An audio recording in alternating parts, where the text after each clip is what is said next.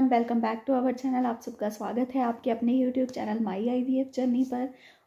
तो आपका जो है आज का मेरा टॉपिक ये है कि अगर आप जो है फर्स्ट 3 मंथ अगर जो है मिसकैरेज से बचना चाहते हैं, पहले भी आपके IVF फेल हुए हैं किसी वजह से, तो अब भी जो है अगर वो IVF अगर आप नहीं चाहते हैं कि आपका मिसकैरेज जो है, एक तो होता है कि अंदर काफ़ी कई बार एम्ब्रियोज के अंदर कोई प्रॉब्लम होती है या कोई क्रोमोसोमल प्रॉब्लम होती है जिसमें आपकी कोई मिस्टेक नहीं होती है, लेकिन कई बार जो है हम कुछ खुद भी ऐसी मिस्टेक कर देते हैं जिसकी वजह से हमारा मिसकैरेज हो जाता है। तो वो ऐसी 10 पॉइंट्स मैं आपको बताना चाहती हूँ, तो प्लीज़ उस पर ध्यान दीजिएगा। तो उससे पहले मैं आपको कहना चाहूँगी कि प्लीज़ मेरी वीडियोज़ को लाइक कीजिए, शेयर कीजिए, कमेंट कीजिए और जितना हो सके मेरे चैनल को सपोर्ट करने की पूरी कोशिश कीजिए। तो चलिए स्टार्ट करते हैं। सबसे पहला पॉइंट, अगर हम मिसकैरेज से बचना चाहते हैं तो सबसे पहला पॉइंट जो है वो बेड रेस्ट है। मैंने कल भी इससे रिलेटेड वीडियो डाली है कि आपको बेड रेस्ट बिल्कुल भी नहीं करना है, क्योंकि बेड रेस्ट करने से आपका वेट गेन होगा। अंदर जो आपका बेबी है, एम्ब्रियो है, उसका भी जो है पूरी प्रेगनेंसी के अंदर अगर आप बेड रेस्ट करेंगे विदाउट किसी डॉक्टर की प्रिस्क्रिप्शन के, तो उसका भी वेट गेन होगा, जिसकी वजह से आपके लिए और आपके बेबी के लिए मुश्किल हो सकती है। ब्लड प्रेशर हाई हो सकता है, क्योंकि कई बार जो होता है ब्लड प्रेशर की वजह से हमें सिजेरियन करना पड़ जाता है और नॉर्मल डिलीवरी नहीं होती है। तो इन चीज़ों का आपको ध्यान करना है। केमिकल से हमारी हार्मोन्स जो हैं बॉडी के अंदर ऐसे रिलीज़ होने शुरू हो जाते हैं। तो फर्स्ट पॉइंट है बेड रेस्ट आपको बिल्कुल भी नहीं करना है। उसके अलावा स्ट्रीट फूड आपको बिल्कुल भी नहीं खाना है। आपको घर का बना हुआ नॉर्मल खाना ही खाना है। अगर आपका कुछ ऐसा अलग सा खाने का मन भी कर रहा है, फर्स्ट 3 मंथ में क्या होता है कि कई बार हमारा अलग अलग कईयों को सिम्टम्स आते हैं, कईयों को सिम्टम्स नहीं आते हैं। जैसे मेरा ऐसा कुछ भी मन नहीं करता था कि मैंने बिल्कुल अलग से कुछ खाना है। मेरा मन 5th मंथ से जाकर स्टार्ट हुआ था। तो जैसे मेरा अलग से मन कुछ खाने का करता था तो 5th मंथ से हुआ था। फर्स्ट 3 मंथ में मेरे साथ ऐसा कोई सिम्टम नहीं था। तो अगर आपके साथ ऐसे कोई सिम्टम होता भी है, अगर आपका कुछ अलग सा मन बनाकर खाने का करता भी है, तो वो भी आप घर का बना हुआ ही खाना है। आपने बाहर से बिल्कुल भी नहीं लेना है, क्योंकि इससे आपको इन्फेक्शन हो सकता है। इन्फेक्शन से आपको मेडिसिन लेनी पड़ सकती है, आपको लूज़ मोशंस वगैरह लग सकते हैं, जिसकी वजह से आपको मेडिसिन लेनी पड़ सकती है। और मेडिसिन से आपके जो है, क्योंकि IVF वालों को पहले ही मैं बोलती हूँ कि बहुत सारी मेडिसिन इंजेक्शंस लेने पड़ते हैं।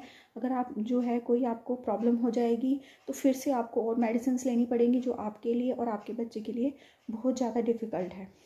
तो उसके बाद जो है थर्ड जो है वो है कि आपको घर के अंदर कोई भी पेंटिंग या जैसे पेंट का काम वगैरह नहीं कराना है, क्योंकि ऐसा अगर आप कराएंगे, क्योंकि जो प्रेगनेंसी होती है, प्रेगनेंसी में क्या होता है कि हमारी जो सेंस होती है स्मेल करने की वो ज़्यादा हो जाती है। अगर आप पेंटिंग वगैरह कराएंगे तो उससे आपको इन्फेक्शन हो सकता है और उसमें आपको ज़्यादा स्मेल आएगी, और स्मेल होने की वजह से आपको वॉमिटिंग्स वगैरह ज़्यादा लग सकती हैं। तो इस चीज़ का आपको ध्यान रखना है। फोर्थ आपको किस चीज़ का ध्यान रखना है कि आपको प्रेशर जो है किसी भी चीज़ का नहीं लगाना है। कोई भी ऐसा काम नहीं करना है जिससे कि आपकी जो है बॉडी के अंदर आपके पेट पर ज़्यादा से ज़्यादा प्रेशर पड़े। और जितना आपका जो है प्रेशर पड़ेगा, जैसे आप सो रहे हैं, सोकर उठ रहे हैं, तो आपको पेट के बल नहीं उठना है। आपको सीढ़ियाँ चढ़नी है तो आपको पेट के बल नहीं जोर लगाना है। आपको कोई भी काम झुकना है तो पेट के बल नहीं झुकना है। तो आपको कोई भी काम ऐसे नहीं करना है जिससे पेट पर आपके प्रेशर बढ़े, क्योंकि ऐसा करने से आपको स्टूल पास करना है, आपको टॉयलेट आ रहा है, तो आपने जोर लगाकर बिल्कुल भी नहीं करना है, क्योंकि अगर आप ऐसा करेंगे तो आपको जो है ब्लीडिंग की प्रॉब्लम हो सकती है, जो आपके मिसकैरेज का कारण बन सकता है। उसके बाद जो है 4 पॉइंट हो गए। 5th पॉइंट मैं आपको बता रही हूँ कि आपको कुछ भी एक्स्ट्रा खाना नहीं खाना है, जैसे नॉर्मल खाना है। मेरा कहने का मतलब है कि बहुत से घरों में ऐसे कहते हैं कि अब प्रेग्नेंट हो गए हैं तो आपको 1 की जगह 2 का खाना खाना है, अगर ट्विंस है तो 3 का खाना खाना है। तो ऐसा नहीं है। देखिए, मेरे ट्विंस है तो मैं नॉर्मल खाना ही खाती हूँ। आपको बिल्कुल भी ऐसा नहीं करना है कि आपको 2 या 3 जनों का खाना खाना है। नॉर्मल जितना आप खा रहे हैं उससे 1 या 2 जो है चपाती आप ज़्यादा ले सकते हैं, सब्जी आप ज़्यादा ले सकते हैं, प्रोटीन युक्त जो खाना है वो ज़्यादा ले सकते हैं। ऐसा नहीं है कि आपको जो है 3 जनों का खाना खाना है। अगर आप खुद जो है 3 खाते हैं तो 3 जनों के अकॉर्डिंग तो आपको जो है 3 3 3 9 एक बार में चपातीस खानी पड़ेंगी। तो ऐसा बिल्कुल भी नहीं है। आपको बिल्कुल अपने नॉर्मल खाने से 1 या 2 चपाती, अगर वो भी आपको डाइजेस्ट हो रही है तो उसी के अकॉर्डिंग आपको खाना है। एक्स्ट्रा में आप फ्रूट्स खा सकते हैं, जूस पी सकते हैं, लिक्विड का इंटेक ज़्यादा रख सकते हैं। उसके बाद 6 पॉइंट क्या है कि आपको ट्रैवलिंग बिल्कुल भी नहीं करनी है फर्स्ट 3 मंथ, और लास्ट के जो लास्ट मंथ जो होता है 8th, उसमें आपको बिल्कुल भी ट्रैवलिंग नहीं करनी है। आपको जो है ट्रैवलिंग डॉक्टर की प्रिस्क्रिप्शन के बिना तो बिल्कुल भी नहीं करनी है। फर्स्ट 3 मंथ तो आपको बिल्कुल अवॉइड करना है, क्योंकि ये आपकी ब्लीडिंग का और मिसकैरेज का कारण बन सकता है।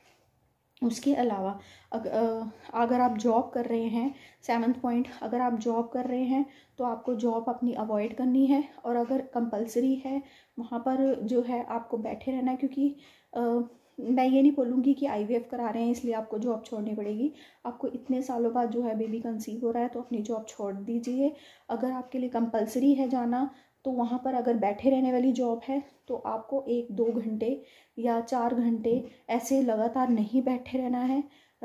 जो है बीच बीच में 1-1 घंटे के बाद आपको अपना गैप लेना है, ठीक है। तो इस बात का आपको ध्यान रखना है। 8th पॉइंट क्या है?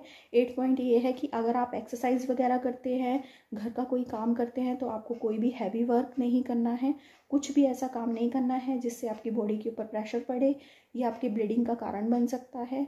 क्योंकि अगर आप अकेले रह रहे हैं, आपके साथ कोई काम करने वाला नहीं है, अगर आप कोई मेड अफोर्ड नहीं कर सकते, तो भी आपको घर का काम जो है हैवी वर्क बिल्कुल भी नहीं करना है।